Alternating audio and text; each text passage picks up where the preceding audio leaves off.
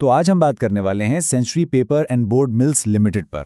खास तौर पर हम उनके 31 दिसंबर 2025 को खत्म होने वाले 6 महीनों के मालियाती नतायज को खंगालेंगे, ताकि ये समझ सकें कि आखिर कंपनी में चल क्या रहा है।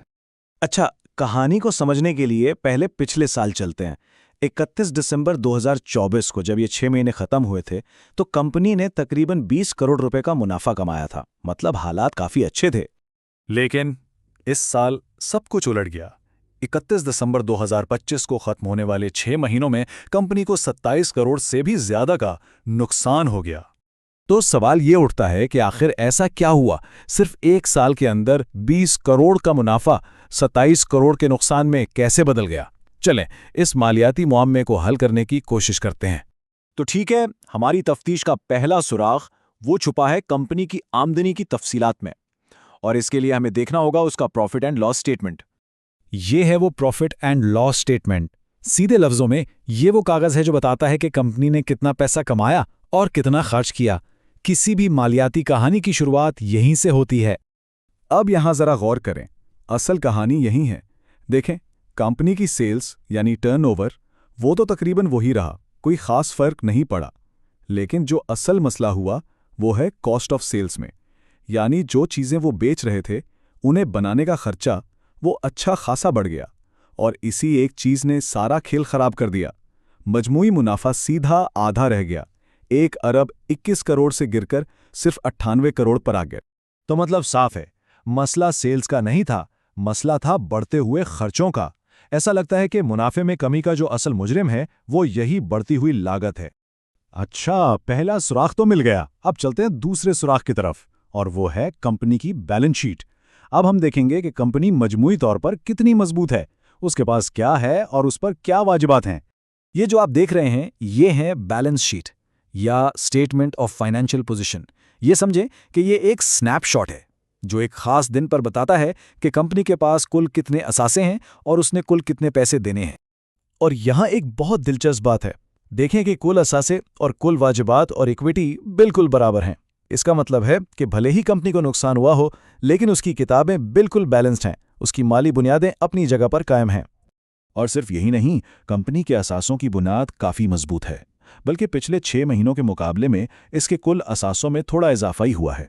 इसके पास प्रॉपर्टी, प्लांट, स्टॉक जैसी ठोस चीज़ें हैं जो बताती हैं कि कंपनी माली तौर पर मुस्तहकम है। चलें जी, अब वक्त है हमारी इस तफ्तीश के आखिरी और शायद सबसे अहम सुराग का, और वो है कैश फ्लो, यानी असल में जेब में कितना पैसा आ रहा है और कितना जा रहा है। तो ये है कैश फ्लो स्टेटमेंट। ये दस्तावेज बहुत बहुत अहम है, क्योंकि ये हमें कागजी मुनाफे से हटकर ये बताती है कि हकीकत में कंपनी के पास कितना कैश आ रहा है और जा रहा है, और अक्सर असल कहानी यहीं छुपी होती है। अच्छा, कैश फ्लो को समझना बहुत आसान है। इसे बस 3 हिस्सों में तकसीम किया जाता है। पहला है ऑपरेटिंग, यानी जो रोजमर्रा के कामकाज से कैश आता है। दूसरा है इन्वेस्टिंग या सरमायाकारी, और तीसरा है फाइनेंसिंग, यानी कर्ज वगैरह लेना। और अब इस चार्ट पर नजर डालें, ये इस पूरी कहानी का क्लाइमैक्स है। इतने बड़े नुकसान के बावजूद कंपनी ने अपने असल काम यानी ऑपरेटिंग एक्टिविटीज से 96 करोड़ रुपए का पॉजिटिव कैश फ्लो पैदा किया। जी हां, कैश कमाया, जबकि दूसरी जगहों पर पैसा खर्च हुआ। और यहीं पर वो मशहूर कहावत बिल्कुल फिट बैठती है कि प्रॉफिट एक राय है लेकिन कैश एक हकीकत है। कंपनी ने भले ही कागजों में नुकसान दिखाया, लेकिन हकीकत में उसके बुनियादी बिजनेस ने इसके बैंक अकाउंट में पैसा डाला है। तो हमने तीनों सुराग देख लिए। अब वक्त है कि इन सब को जोड़कर हतमी नतीजे पर पहुंचें और देखें कि कंपनी की माली सेहत का असल हाल क्या है। ये फाइनल रिपोर्ट कार्ड पूरी कहानी को एक जगह ले आता है। एक तरफ 2024 का 20 करोड़ का मुनाफा और दूसरी तरफ 2025 का 27 करोड़ का नुकसान। लेकिन जरा कैश फ्लो पे नजर डालें। जहां पिछले साल 2 अरब का मनफी कैश फ्लो था, वहीं इस साल ये तकरीबन 1 अरब रुपए पॉजिटिव है, और असासे भी अपनी जगह मजबूत हैं। तो इस पूरी छानबीन का नतीजा क्या निकला? नतीजा यह है कि भले ही बढ़ते खर्चों ने कंपनी को कागजों में नुकसान में दिखाया, लेकिन उसने अपने असल बिजनेस से बहुत कामयाबी से कैश पैदा किया है, और ये एक बहुत ही मुस्बत बात है। तो अब आखिर में बड़ा सवाल, इन मिले जुले नतायज को देखते हुए कंपनी का मुस्तकबिल कैसा हो सकता है? एक तरफ नुकसान है तो दूसरी तरफ मजबूत कैश फ्लो।